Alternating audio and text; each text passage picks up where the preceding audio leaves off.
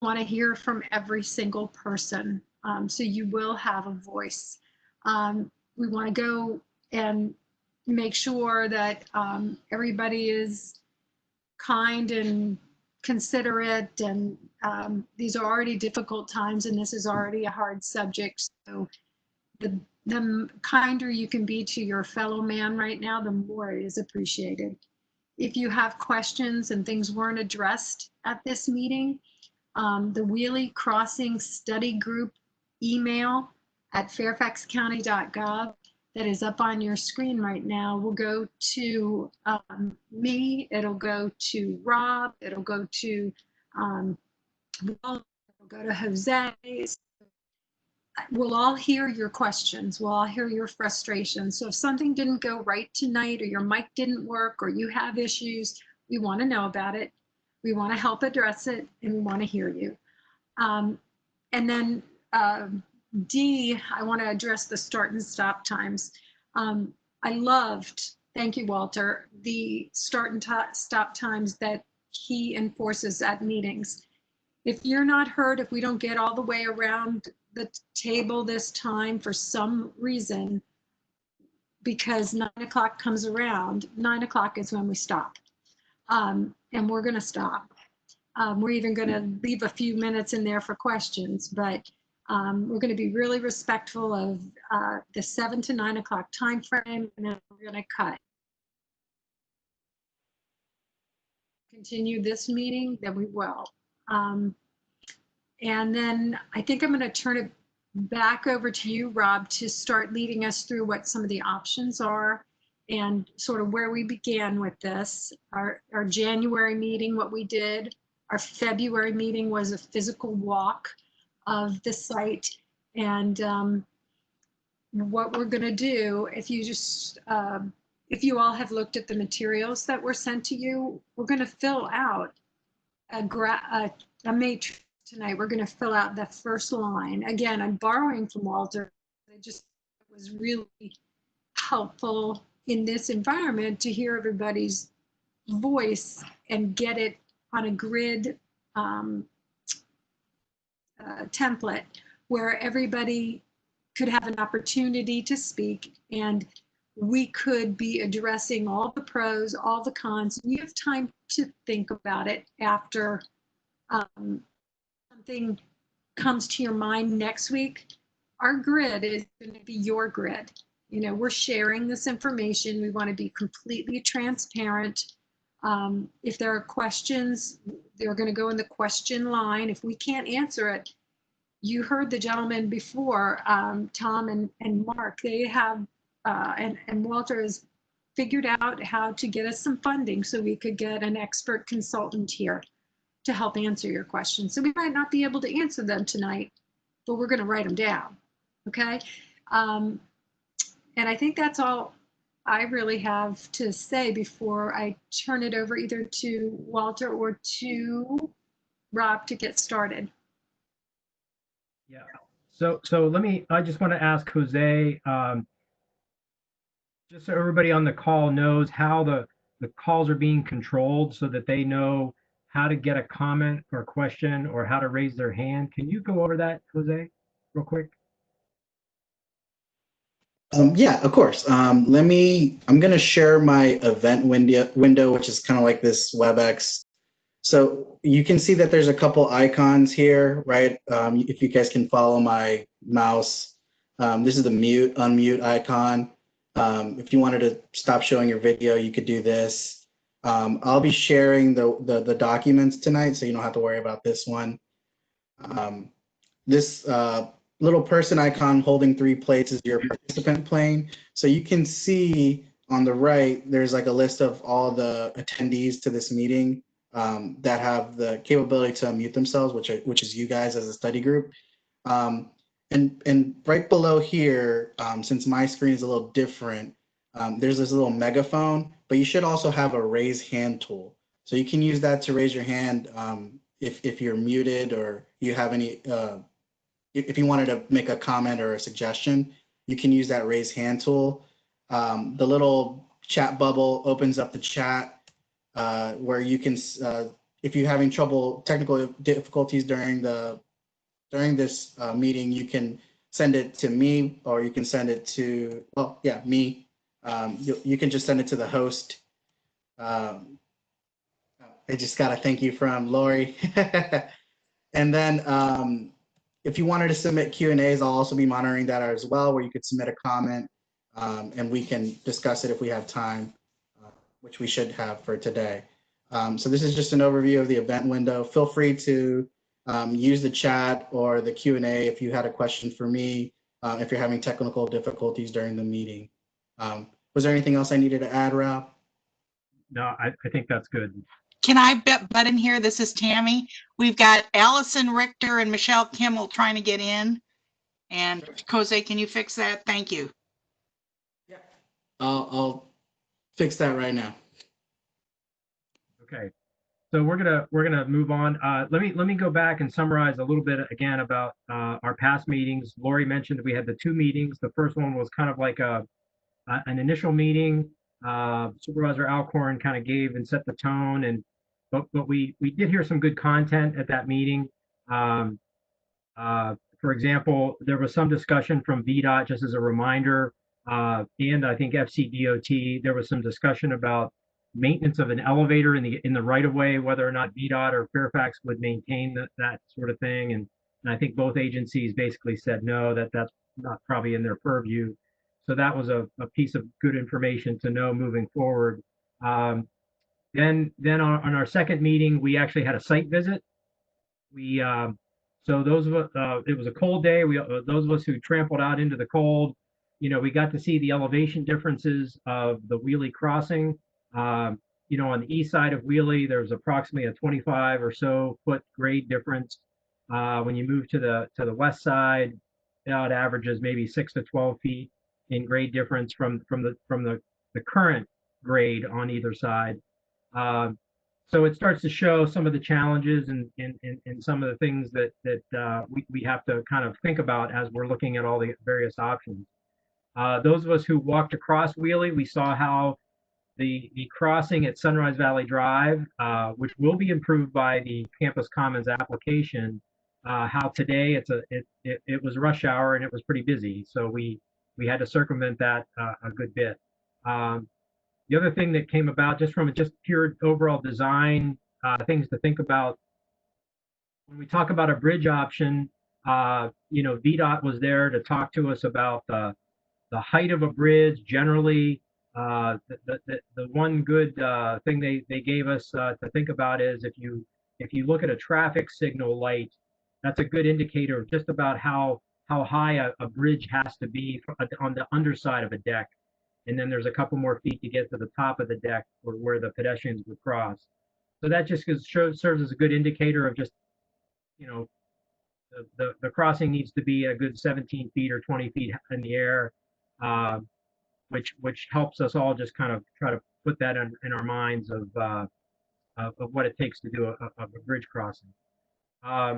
So of the various options we're going to talk about in this whole study group, let me just outline some of those, and then again, we're going to try to do a deeper dive into one specific one. So the options as they were presented by the applicant, there's a bridge option that a concept of a bridge crossing for Wiehle Avenue that had several options within that.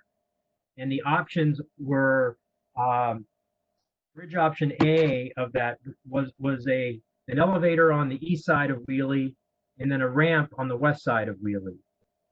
And then when you go to option B, it had basically an elevator on the west side of, on the east side of Wiehle, and then an elevator on the west side of Wiehle. And I should also add, both of those options also have staircases proposed in addition to the elevators.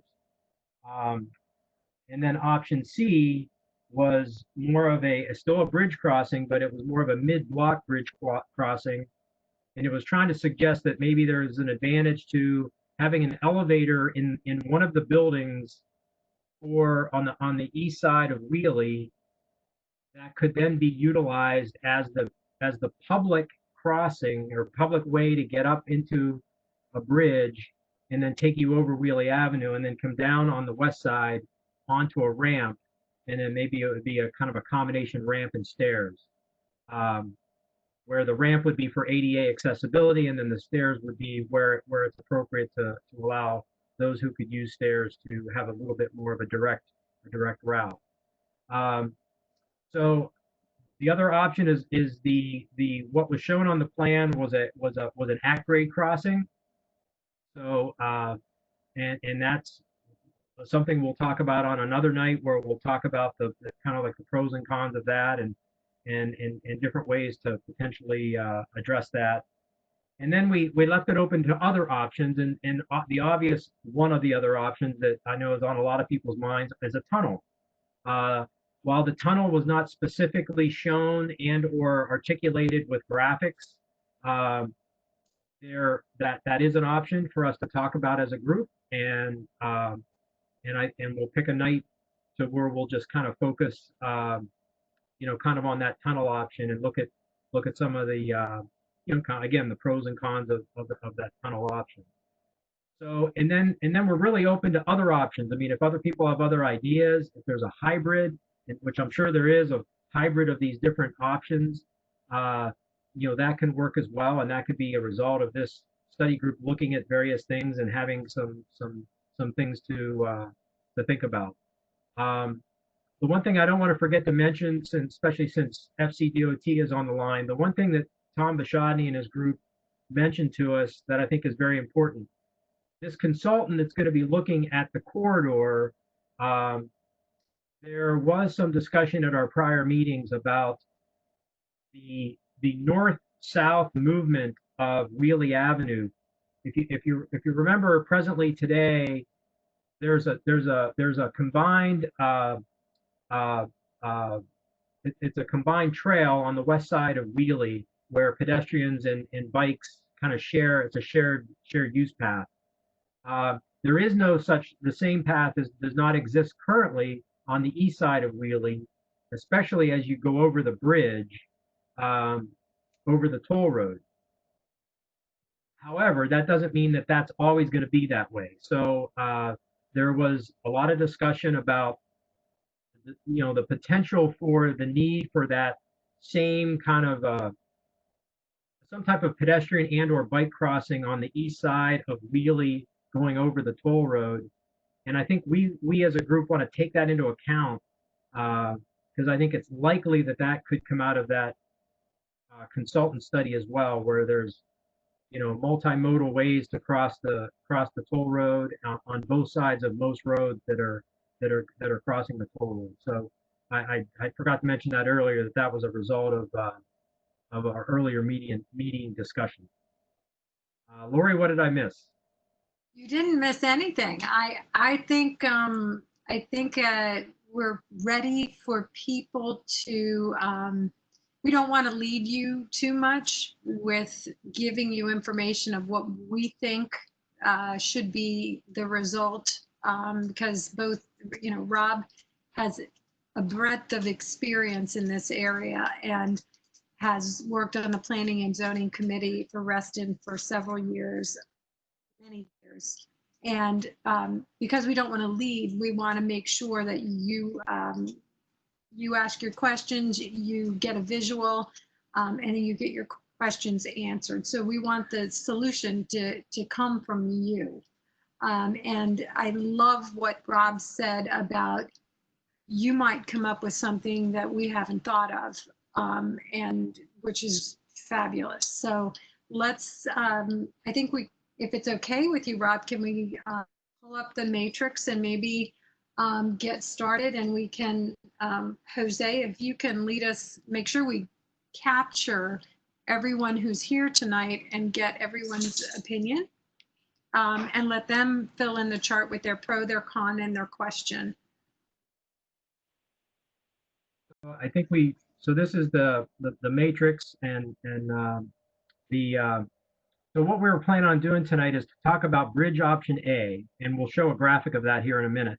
And the idea was I was just going to give again a quick overview of what that option A really represents.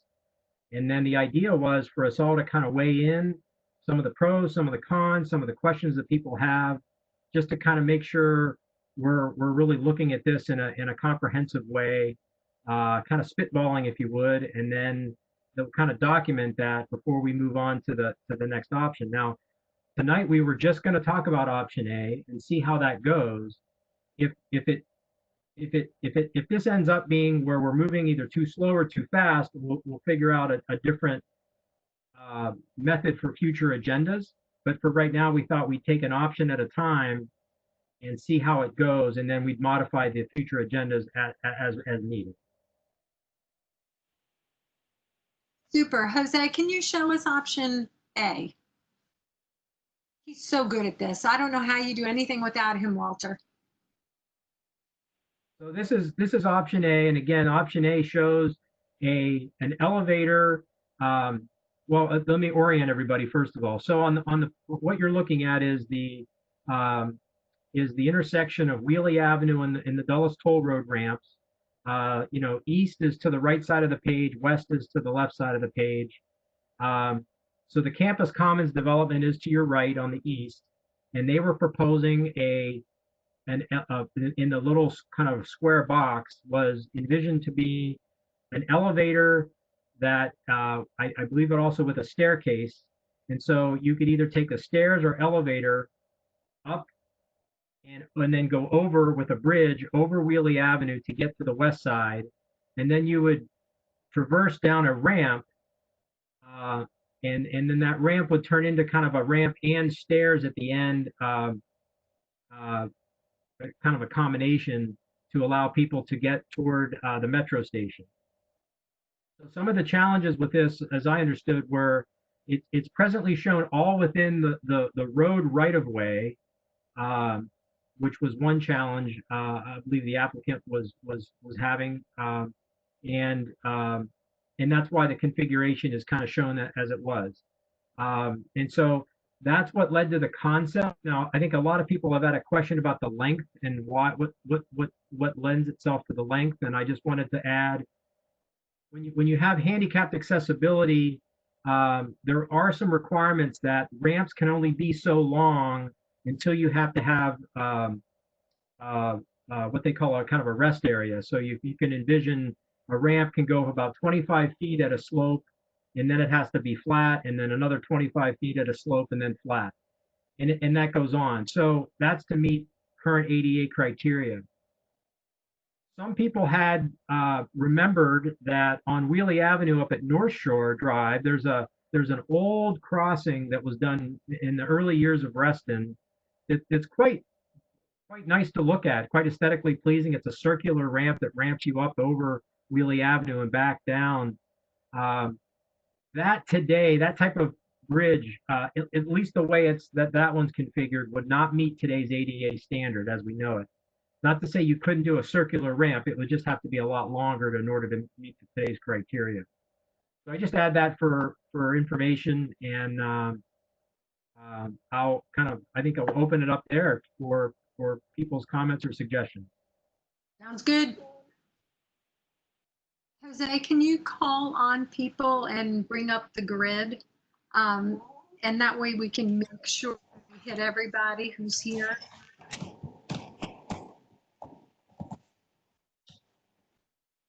I can do that.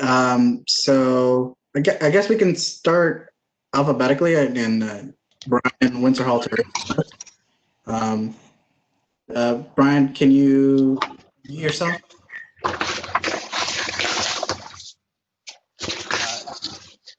I hear a lot of paper rustling.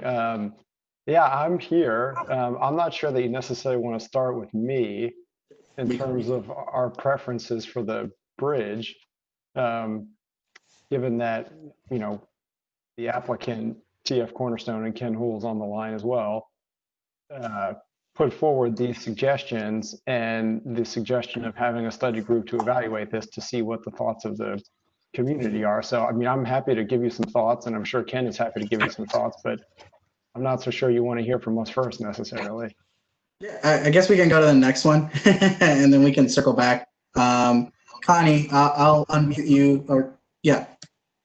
Hi, Connie, did you want to start? Yeah, I just realized alphabetically my first name. Great. Yeah. The con, of course, is how far it has to go way out of the way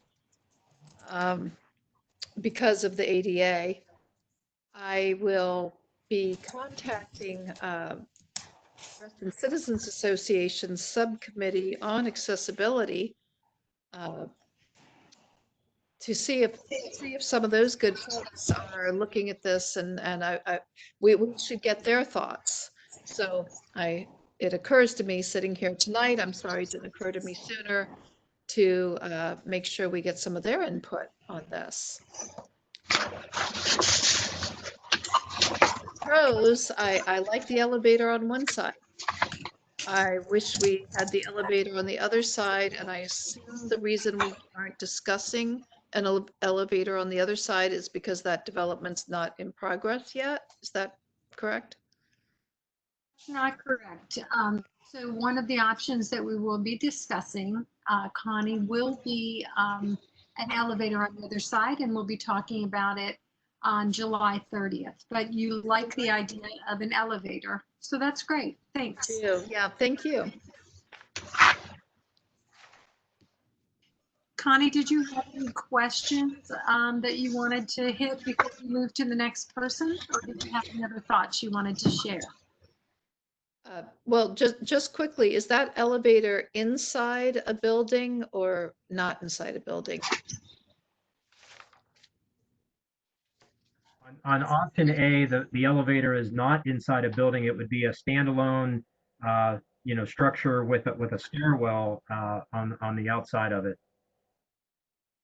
And there's that leads to the maintenance. Who would be responsible for maintenance? Which is kind of like an outstanding question right now. And Tom, have you guys looked at, spoken at all to anyone in Florida on how they do it? Who pays for it? How that happens? I don't believe we have, but Connie, what's the relevance of Florida? Because they have so many of these wonderful crossovers where it's an elevator or and stairs up on one side, across, and down on the other. They're all over the cities I have visited throughout Florida. So I'm just wondering how they get to do it, how they pay for it. Okay. That's a great A question. statewide thing, I assume. Jose, could you jot that question down, and maybe we can ask the consultant to answer that question? How does Florida do it? Because they have great crossovers. Thanks, Connie. Did you have anything else that you wanted to ask? No, I think that's it. Thank you. Oh, thank you so much for sharing your thoughts. Okay, we'll go to the next person alphabetically, and it's Jay Monroe. Oh, good. So I guess I represent the Hampton Meadow Cluster Association, and we're immediately south of Wiehle and Sunrise Valley. And I did poll our neighbors, and I am personally somewhat disabled. I actually really prefer ramps over elevators, just because I do like to get exercise, and I don't really like the idea of hiding in elevators. But a lot of the elderly people in our neighborhood were excited by the idea of a elevator.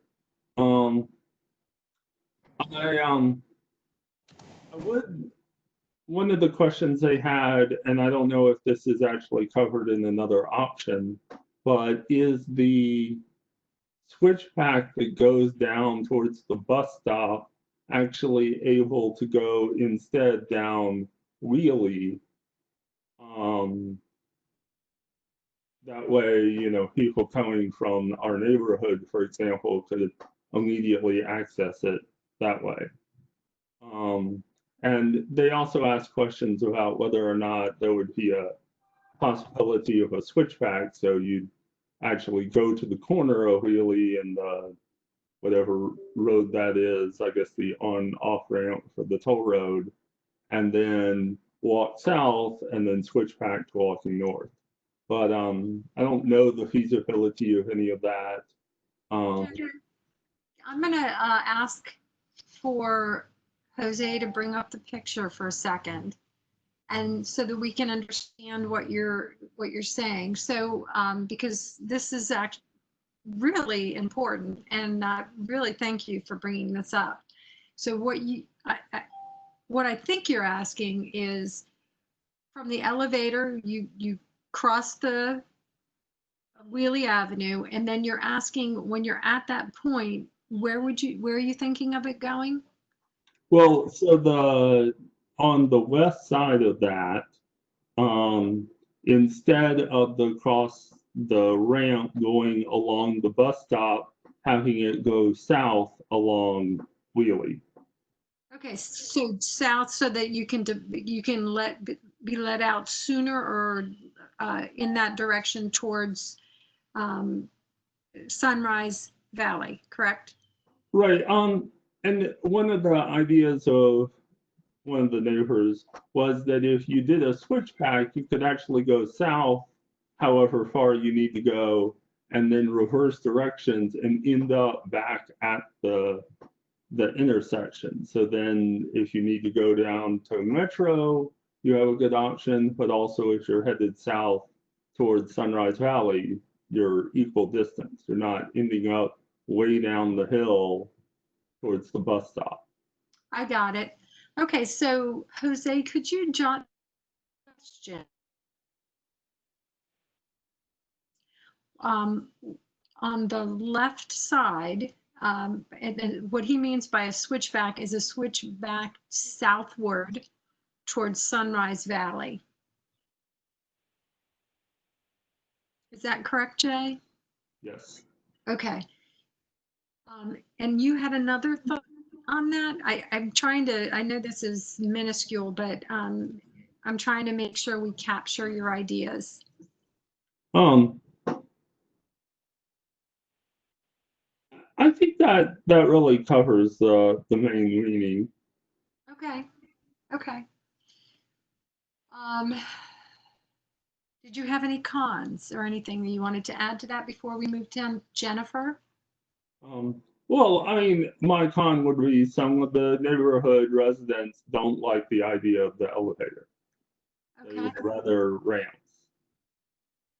They would rather a ramp, and yet you have some who are excited about the elevator. I thought I heard you say that. Yes, I mean, you know, it's the commonality of a giant group of people. You know, some people love it and some people don't. Yeah, everybody has an opinion, and we're going to try and get the best ideas out on the table here. Thank you so much for sharing. No problem. So we'll go to Jennifer next, and she's unmuted. Hi, everyone. I think that the pros of Bridge A is that Ken and company will pay for it. And That's TFC Cornerstone on the bridge. We'll have the bridge. yes, they will pay for it. And I think that in the environment that we're currently in, as well as the funding levels that have been cut for roadways, and in addition, the other items that are on the list of priorities, and I can't remember which group has been working on that. Tammy will know, but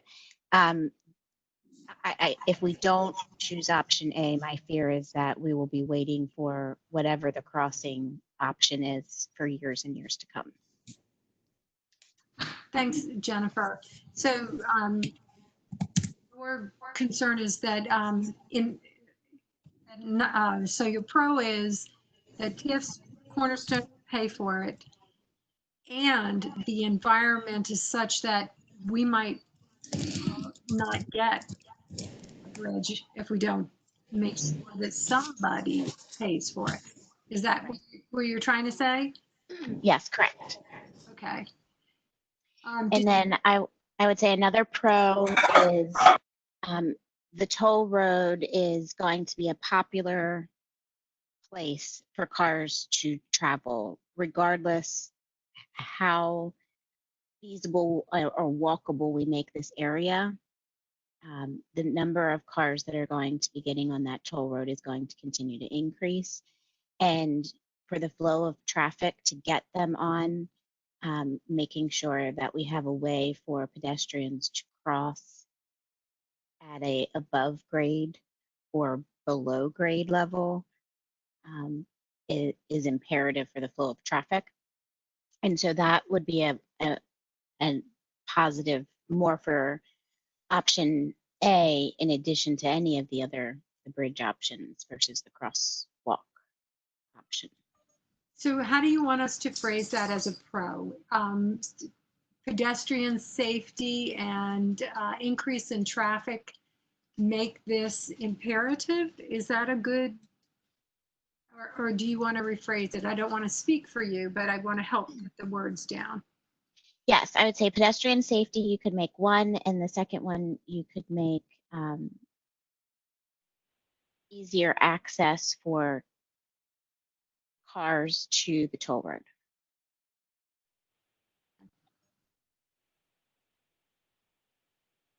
Jennifer, do you see any problems or any cons with this bridge idea?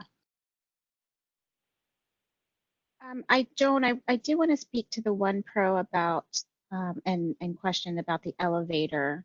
Part of the plan that TF Cornerstone presented was a corner park. And so you would meander in their current drawings, you kind of meander up.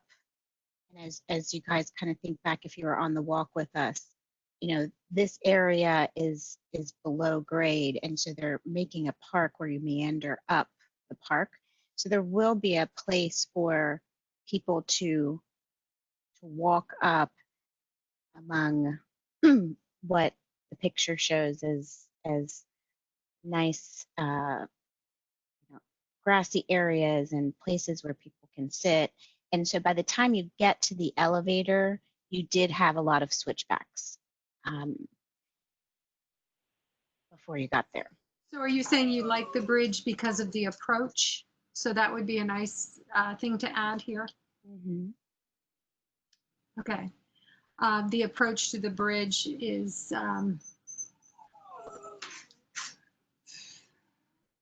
pedestrian friendly. Mm-hmm.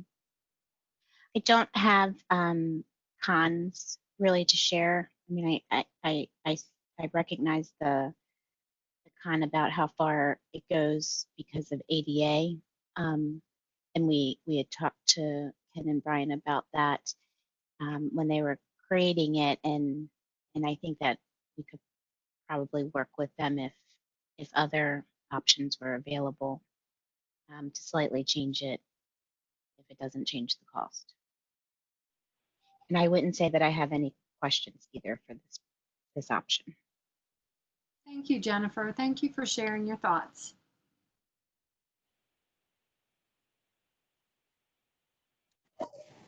So it looks like the next one is John Carter, and hopefully he can chime in. Hey, John.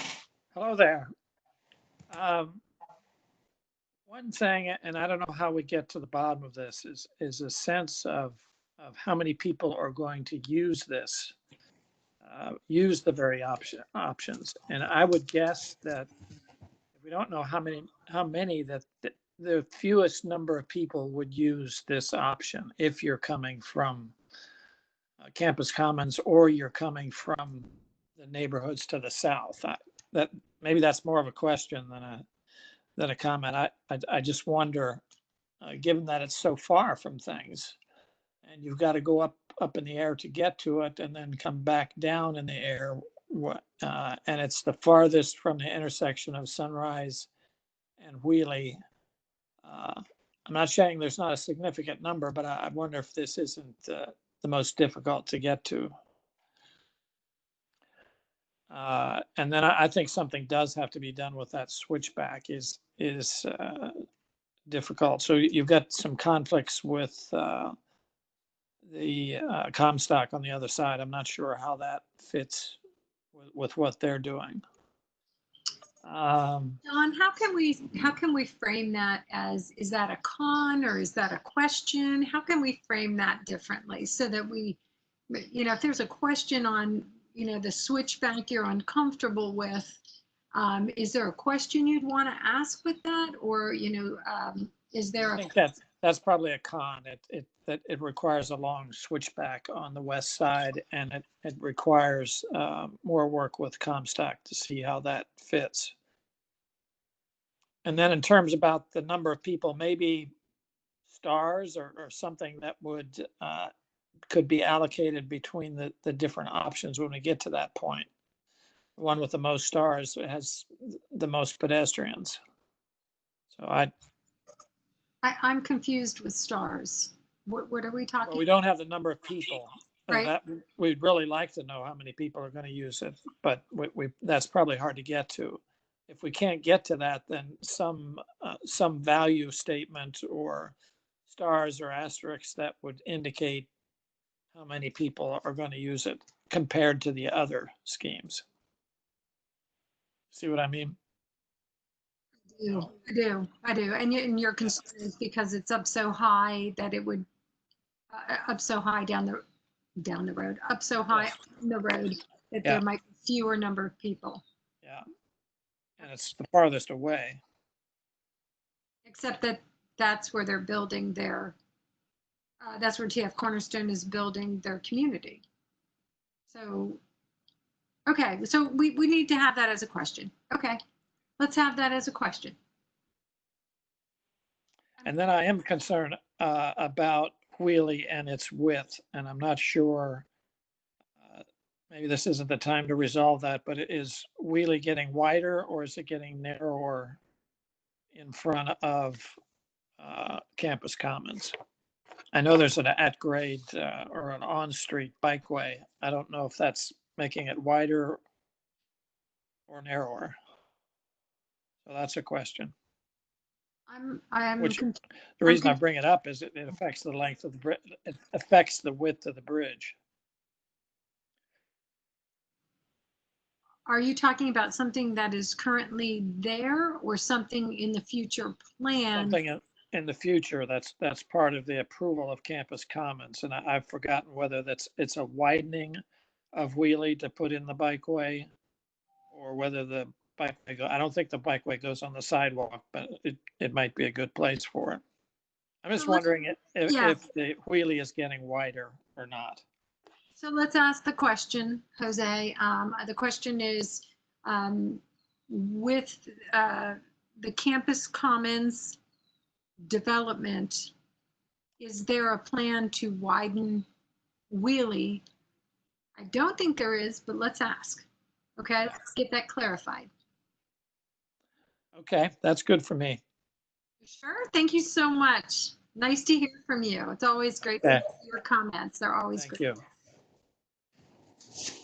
you. So we'll go on to the next person, and I saw someone else after Ken, but maybe they flew out. Lori, you're on, but did you want to go into the next person or?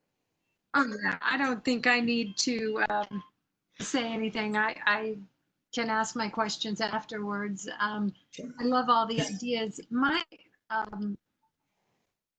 My question, I guess, would be kind of a future thinking, adding on to what Jay said. If it's possible to point the switchback, south, maybe it's also possible to point the switchback north, and maybe really that's something that we need to look at and and expand it.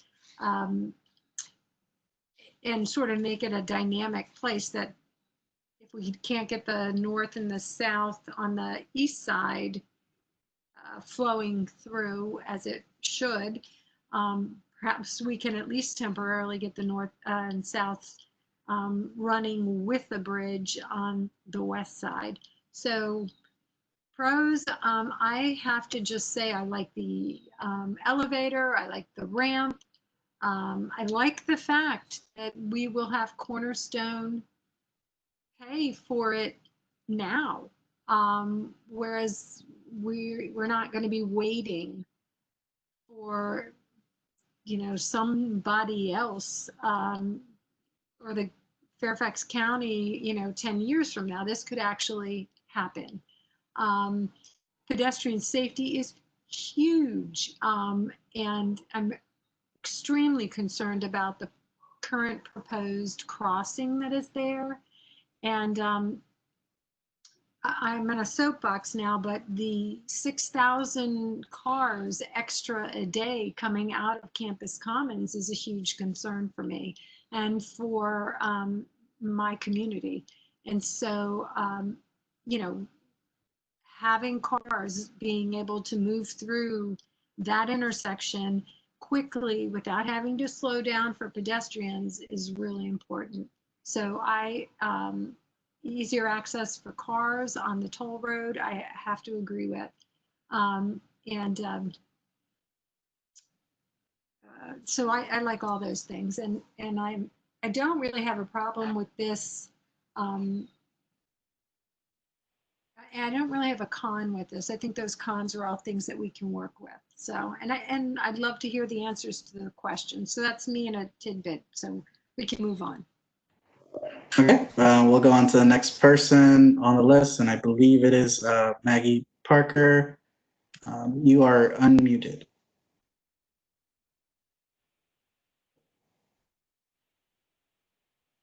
Hi, Maggie.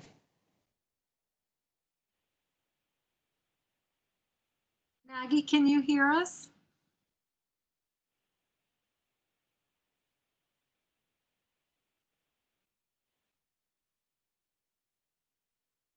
All right, I think we should, for now, we'll skip Maggie and we'll see if we can email her and get her comments, Jose, separately, because I don't want to miss out on her contribution. And instead, we're going to talk to Mark Dreyfus. Or if Maurice is. I'm here as a resource to all of you from FCDOT. So I'm here to listen and learn. Super, thank you, Mark. Then Maurice. Okay, so my question pertains not only to option A, but also option B. Is this going to be a covered bridge? I mean, will there be something to protect the crossing public from rain, from sun, from ice?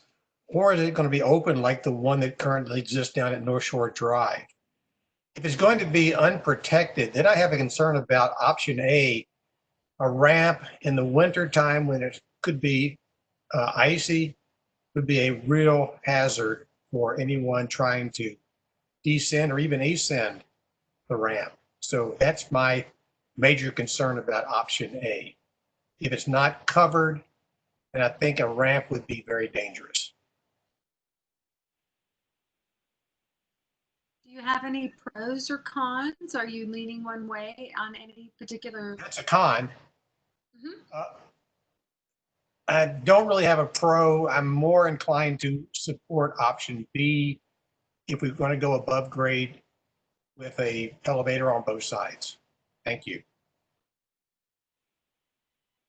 Thank you, Maurice.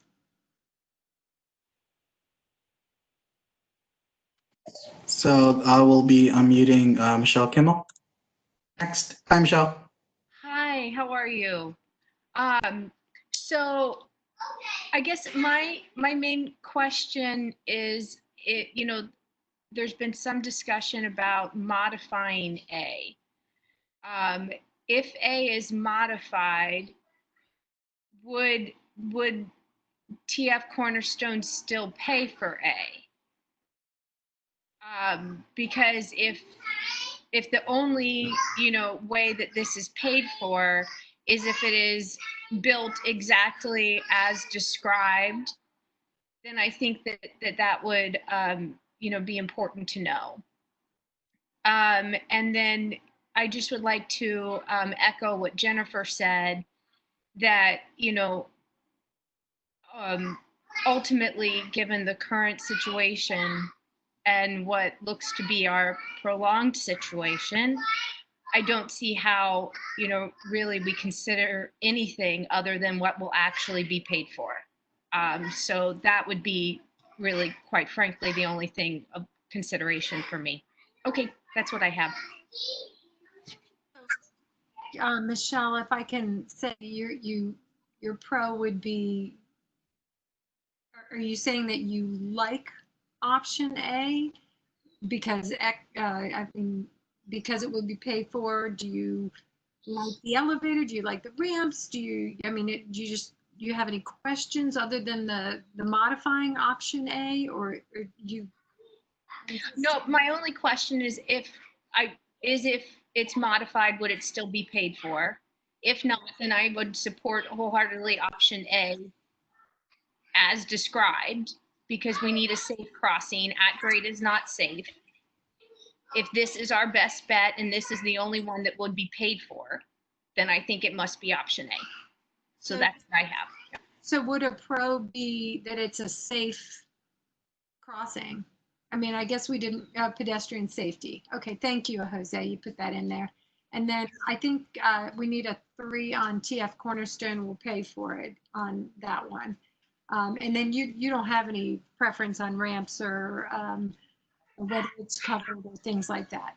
Okay. I do not. As long as it's accessible, I do not. Yep. Thank you. Super. Thank you so much, Michelle.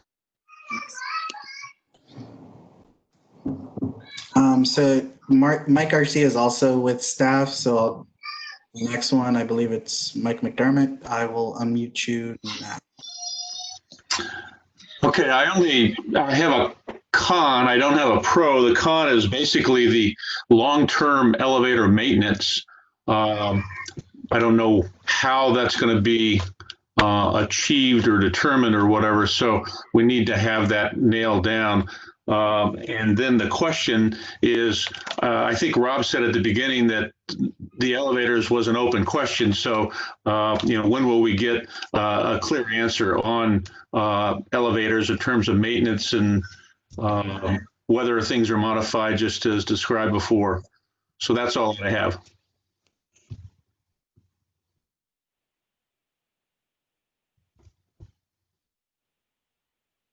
Great questions. Thank you so much. Fair enough. Sorry, I was talking, but I was muted.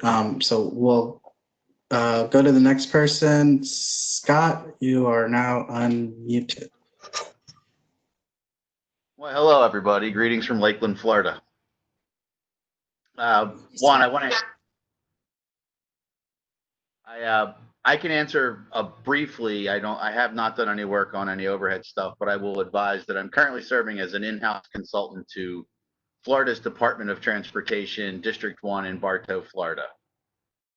I have basically from the Lakeland area down to the southwest of Florida, down into Naples, in my geographical area. And the simple answer is the funding programs, the funding calculus and the means of funding and how they separate out funds are completely different.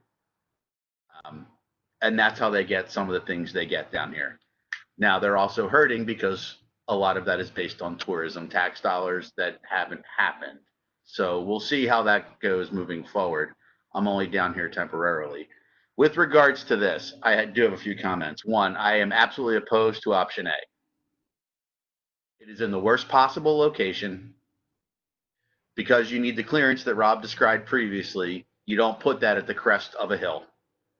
That makes your access notions of any kind of a ramp incredibly long. You're chasing grade every which way.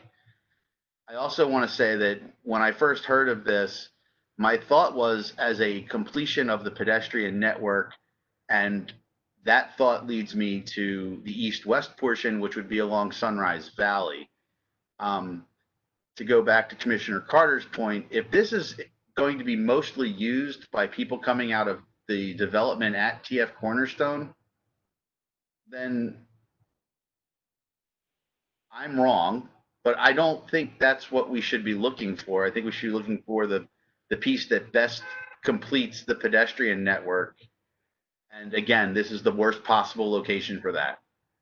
Something down the hill a little closer would be much better if you're going to go separated grade. Scott, Yes, you're ma'am. a detail guy, so I want to get what your thoughts on the worst location. Why is it the worst location exactly? I want to have that down here. It's the worst location because You're already at the top of a hill, and then you add another 17 to 20 feet of elevation change. So now you've got to figure out how to slope getting up a hill, because that's still part of your access to this bridge. Simply saying you're running with the grade doesn't work. And that means you are in my field, you're chasing the grade for a very long time, and that leads to all of the switchbacks and other discussions that have been had. If you come down the hill a little bit, one, your approaches from the north have much less rise to reach or they have the minimal rise of 17 feet. Your approaches from the south are still going to have a significant rise. I also want to point out that I am solely a pedestrian, and the concept of a meandering approach to any pedestrian facility for somebody who's using their feet as a means of transportation doesn't work. Pedestrians, like water and like electricity, will always choose the path of least resistance. That's why you're going to see dope paths right across the lawn, because they don't want to walk in a big arc. We're going to walk straight.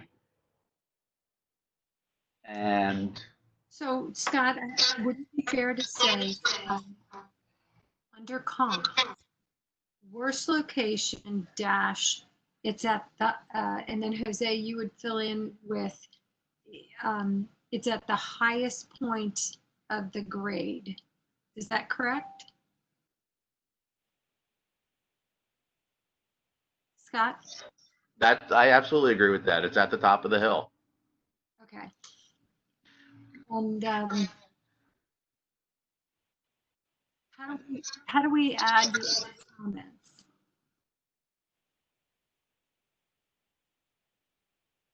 I don't want to lose the information that you've shared.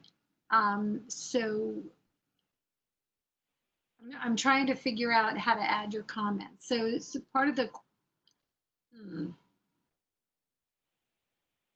do we need to put something, can we put a question in as number 10 for Scott to come back to us and let us know a little bit about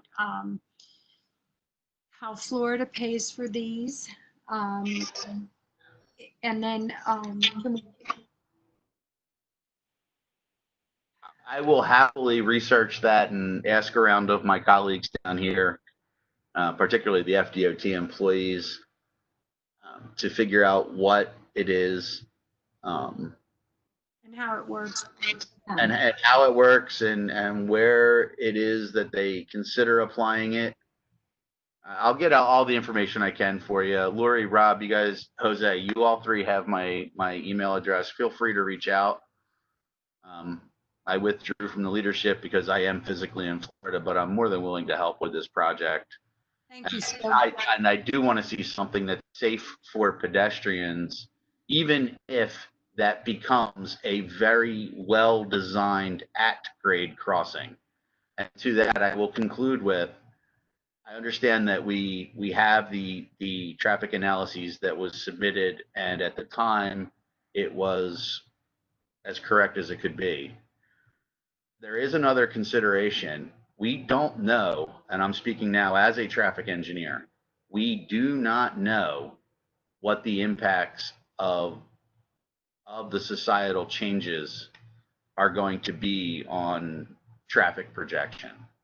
If companies go to a 40-60 split, well, our daily traffic projections are not going to be correct anymore. And that also applies to long-term impacts with capacities of elevators. If this is intended to be a high use facility for pedestrians, an elevator is probably the worst way to go.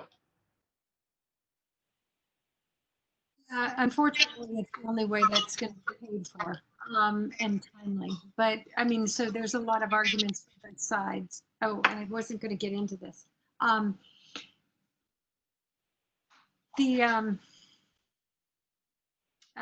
Thank you. I'm unbiased and I have no opinion. Sorry. Thank you for sharing your thoughts, Scott. You are more than welcome. And again, reach out anytime.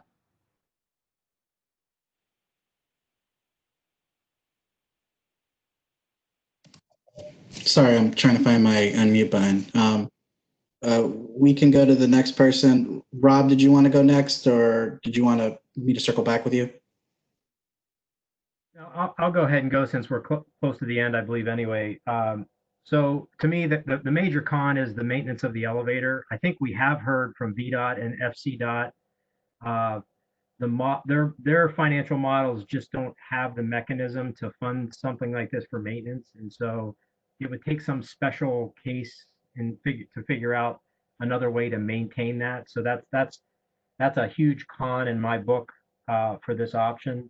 The other con for me is the aesthetics of the ramp. They're just in the way that they have to squeeze it in the location that they're proposing is just not going to look very. It's certainly not going to be reston friendly. I don't believe. I think it's too tight of an area to try to make that and dress it up like it would need to. But I think the most important thing is the thought that John Carter had that he mentioned before, and I probably failed to remember the notion. We need as a group to try to figure out. We know that we're trying to get people from Campus Commons over to Metro was the initial driver of this discussion. But the other question is where is everybody else coming from? And to look at this whole region holistically to figure out where are people really logically want to funnel and to get from the east side of Wiehle to the west side. Because we do have the Sunrise Valley pedestrian crossing that's going to be upgraded. And if a lot of people that are not in the Campus Commons development are going to be utilizing, some of those other means, could there be an idea of bringing the Campus Commons folks to that same location? It just requires a little bit bigger, take a step back approach and look and try to identify and this is where we could use a little bit of help from maybe FCDOT. How do we try to analyze that just in a very simplistic way about pedestrian travel and try to throw some numbers at it, to John Carter's point, to try to put some order of magnitude to how important and how many people are we talking about getting from east side to west side. I'm sorry to interrupt you.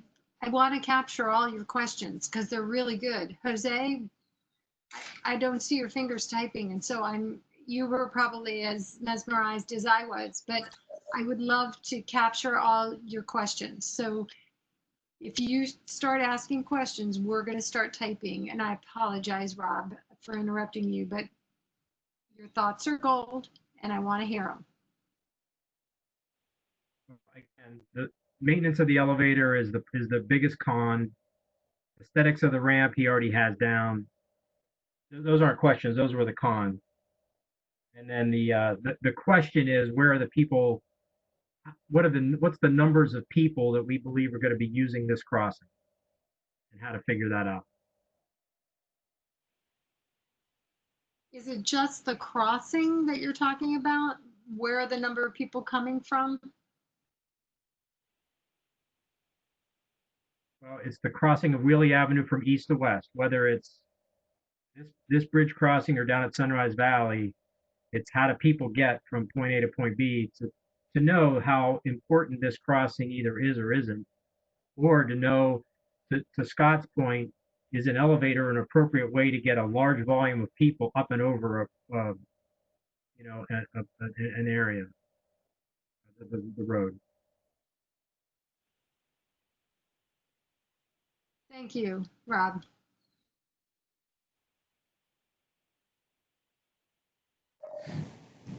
Alrighty.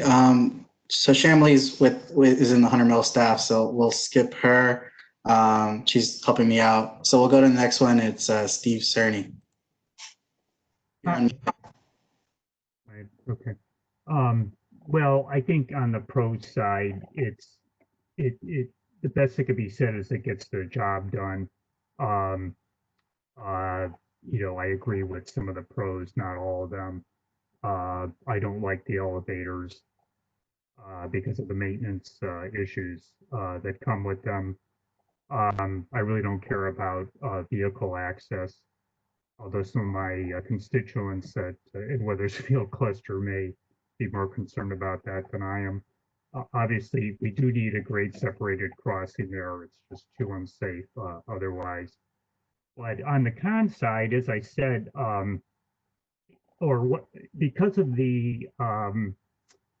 it's a very difficult site on both sides of Wiehle. The elevations are very difficult, and it just leads to a very sort of awkward, inelegant solution, and that is option A. I do like the idea that the funding for it is proffered. I am very concerned about elevator maintenance. Even if you find someone to maintain the elevators, they have a habit of breaking down. And a better solution, if it were feasible, would be a ramp solution on both sides. And I think I'm going to just leave it at that for now. Thank you, Steve. That was great. Double check because we've gone back and forth now, and I've had some folks chat me separately. And the question was brought up so I just wanted to add to the question list. I thought that TF Cornerstone was going to pay for the maintenance of an elevator that was on their side. So can we ask that question and have that, because if that's the case, then we wouldn't have to worry about the elevator maintenance in option A. So I just wanted to clarify that point. Will TF Cornerstone pay for the elevator maintenance on the east side? We can just leave that as a question because I had a couple of people ping me separately and ask that question. And then we can go on to, I think, Tammy. Yes, good evening. Boy, am I lucky to go last. I have just a giant list. Number one, I hate this option. I agree completely with Scott that it's the worst of them all. I think that we need to be thinking holistically about this whole area. And people who get across, whether they're coming east to west or west to east, and we need to pay attention to the west to east issue. Comstock has got to get involved in this. They will also be required to help with the connectivity of this whole area. So it's Cornerstones and Comstock. As everyone has said, the elevator maintenance is a huge concern. The other issue, I love elevators, but I'm concerned that this is bicycle as well as pedestrian crossing. How do you integrate bicycles in an elevator? How big is the sucker when you have a whole, raft of pedestrians trying to get across during rush hour? Also, we do not know what COVID's going to do to work space and how much reduced our traffic load will be. That's a huge concern and it's an unknown. The open bridge and the ice issue is a huge issue for any sort of ramp. My problem, as I mentioned before in discussions, is Not everybody is going down to Metro. And when you get down to the bottom of that hill and Metro, the Metro crossover is closed because it locks up tight when Metro ceases, their hours, what do? And people are going to want to just go north and not necessarily go west down into the Metro elevator. And there again, you have an elevator. So I agree completely with Scott's analysis that this location is the highest elevation you could choose in the whole Dulles Toll Road intersection. So, that location is for me a problem. However, I also am extremely concerned about I think we need a grade separated crossing, because any more delay on Wiehle is going to kill us. We are going to have a quote upgraded unquote Sunrise Valley Wiehle, where traffic that's turning to go west has a full stop. And that's for the safety of pedestrians crossing there. I get it, and I think it's a good idea. And it also allows pedestrians to go south across Sunrise Valley. But that adds a lot of stack back on the Wiehle Bridge that continues and will stack back until you have traffic waiting way north to come south. So I'm extremely concerned. That's why I think it needs to be grade separated, a crossing there. And I think that pretty much covers. Thank you so much. Thank you, Tammy. That was really helpful. And Jose, I think number 6 under pros, having a bridge makes it pedestrian friendly, and number 5, easier access for cars. You got that it's a difficult site and it doesn't integrate with bicycle and pedestrian. And then you asked a question. I think the third, if we can go down a little bit further, maybe 13. I think the question that I wanted to make sure got on here was, I guess 15. Tammy, tell me if this is right or wrong. You were concerned about the width of the pedestrian crossing because it wouldn't accommodate both people and bikes. Is that correct? That is correct. You're Okay. integrating 2 completely different modes. And how do you say, well, elevator, 6 people can get on and 2 bikes? Or is the elevator like a huge freight elevator? I mean, we've never discussed that. No, we haven't. So thank you. I appreciate you bringing up the question, and let's think about it and talk about it. I think Tom, Tony, and then Walter.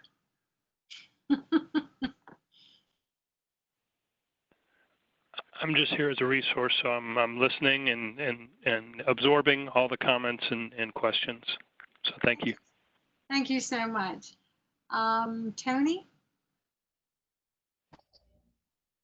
Yes, thank you very much. Tony LaBarbera, we own.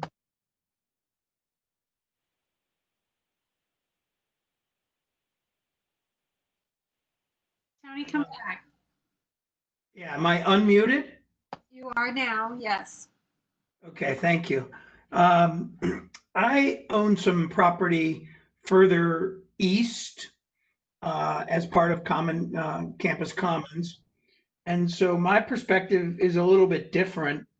And that is that the space between Wiehle and the W&O trail is undergoing a significant renovation, rebuild. People are tearing down buildings, or at least they're planning to do so. It seems to me that the answer to this question of what's the right bridge, needs to consider a couple points for the people further east. One is, if we're really trying to make the metro accessible to more people, the time it takes to get from the east side of Wiehle to the metro should be considered. So one of my questions is, you know, how long will this elevator journey take to get you from coming out of the Campus Commons new development to get you over to the other side of the road? It seems like it's going to take an awful long time to me. So that's one question.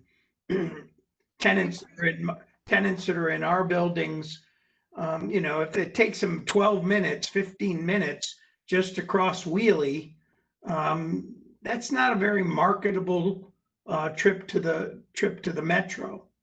So I do think that the time is important.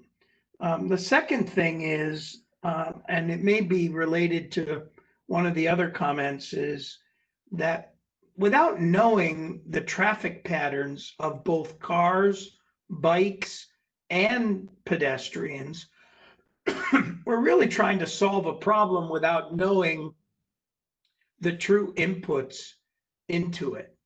So I think we really need to beef up the question about how many people will use the option. And we need to expand that question to include bikes as well as moving cars through the actual roadways affected. I think I agree with several of the cons with this option. I think the ramp system is going to be a very big nightmare if it's not covered. So I think slip and falls will be a real problem. Excuse me. I also have talked with some people that are other owners of further east properties, and the notion of a mid-block crossing seems to be more palatable, somewhere between the toll road and Sunrise, but that's not the option we're talking about right now. But we'll get there, Tony. We'll get there. We're going to talk about it. That's option C. Don't worry.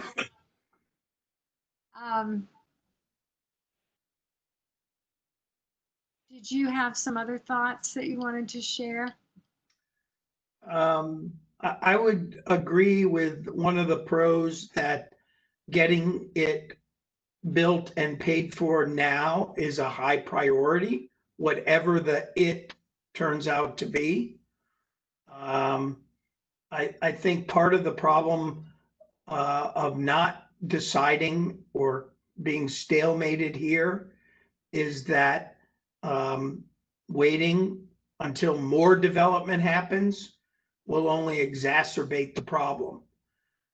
So I think our task is to be forward thinking and look ahead to the new zoning that is available in much of the eastern side of Wiehle, and for that matter, the southeastern side of Wiehle, because the southeastern side of Sunrise, because more and more people could be coming from both those areas, and bike traffic could be increasing as well. I think that's about it. Thank you so much, Tony. We really appreciate it. So before I had, we've gone through one time. It's 8:30 now. I have some additional thoughts. I probably some of the things that other people have said has brought up additional thoughts for you. I'm wondering, there's two ways we could go through this at present. We could each chime in one more time. We could have questions and call it a night. just any other just last tidbits and then call it a night and then pick up on the next time at the next option. And or we could, I think those are two choices. I guess I'd want to probably see, do you guys know how to raise your hands yet on this where you pick, do you remember that little hand raising thing? Option A would be, I've had enough. I used my brain tonight and I'm kind of done. And option B would be, I've got a lot more to say. Let's keep going for the next half hour. So all those in favor of option, I'm done for the night. Let's let it go. Raise your hand.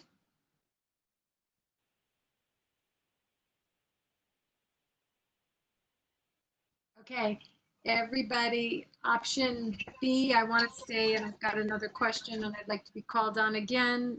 Raise your hand.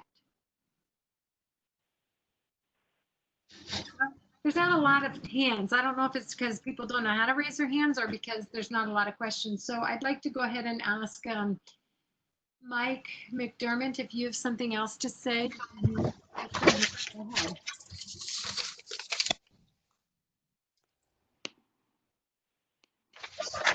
Can you hear me now? I can hear you. Okay, all I want is to add to the con list something Scott said, which was meanders don't work for pedestrians, because I think that's an important element for this kind of site that we're dealing with. That's all. Thanks. Thank you. Did anybody else have anything to say? I wanted to add, I do want to add something when we're done. So, Hey, Lori, I did want to make sure we gave Brian Winterhalter or the TF Cornerstone folks a chance to weigh in. We passed them at the beginning only because we didn't want them to be first. Oh, okay. We need to make sure that they've had ample opportunity to weigh in here if needed. Sure. Thank you. Yeah, hey, Rob, thank you very much. I appreciate, I think generally it's a very thoughtful and well thought out pros and cons. I'd say they probably mirror a lot of our thoughts on, on both sides. So, I'd say generally the group is, I think, thinking about this in the right way. I have my own personal opinions about, kind of getting to the answer, but I don't think that's what we're trying to do tonight. So I think we're really just focusing on the pros and cons of each option, and I think they're pretty well captured here. I don't know if Brian, you have anything else to add, but I just thank everyone for the time. Yeah, sure. I don't have anything to add in terms of pros or cons, and agree that maybe that's saved for a later discussion. But I did want to just say that with respect to sort of what the bridge would look like, and is it covered or not covered, and what the ramp would be like, and how would it feel, and those sorts of questions, I think the best example that we had in mind was the new bridge at the Reach at the Kennedy Center. It's not covered. It looks very similar. We envisioned that this would look very similar to that bridge. And so just to give you a feel for what the bridge would look like, if you want to Google that and take a look at it, but it does ramp down on the one side. So that will give you some, rough perspective of what we had in mind. That's great, Brian. Jose, can we put that down as a question to get a picture of that bridge so that we can get people visual? Because I know some people are like me, are very visual and they need that to sort of orient themselves.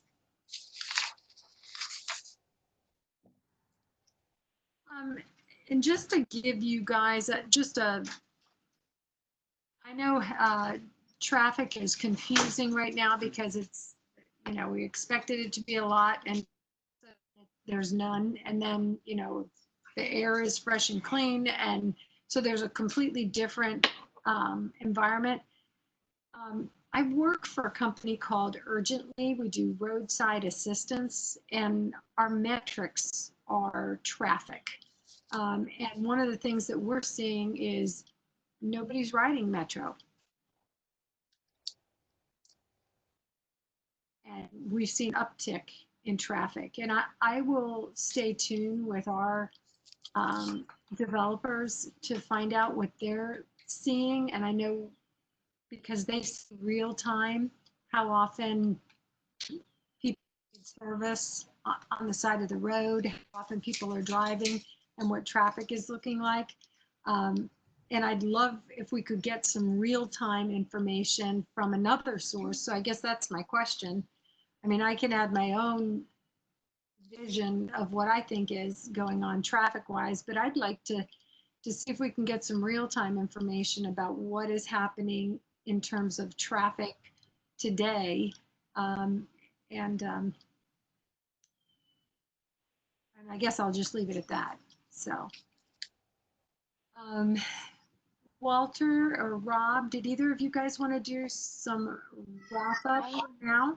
Sorry, Lori, I had something before we ended. This is Jennifer.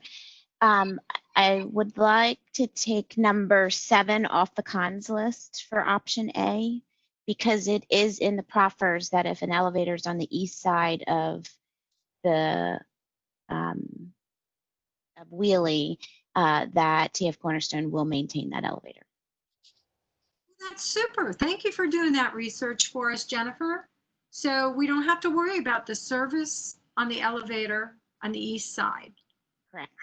And I think you have it under the questions as well, but okay. I don't remember which number.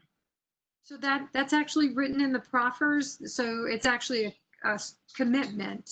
That yes. It says elevator maintenance to the extent that bridge option A, bridge option B, bridge option C, or an alternative Wiehle Avenue pedestrian crossing selected by the Board of Supervisors includes an elevator on the eastern side of Wiehle Avenue. The applicant will maintain such elevator. That's awesome. Thank you. So that helps and solves the problem already tonight. Thank you so much. Were there any other hands? Mike, your hand's still up. Is that because you don't know how to turn it down? I didn't know how to take it down. That's a common problem. Do we have any other comments or questions or pros and cons for tonight, or can we call it a night? And we'll start working on answering some of these questions and meeting again on, Jose, when's our next meeting? Our next meeting was scheduled for Thursday, July 30th. Perfect. I can tell you, the man who's the most important one here tonight, it's Jose. He pulled it all together. It's a lot of juggling on my part. It's fun. Hey, Laurie, it's Walter Alcorn. Can I say just a couple of final thoughts?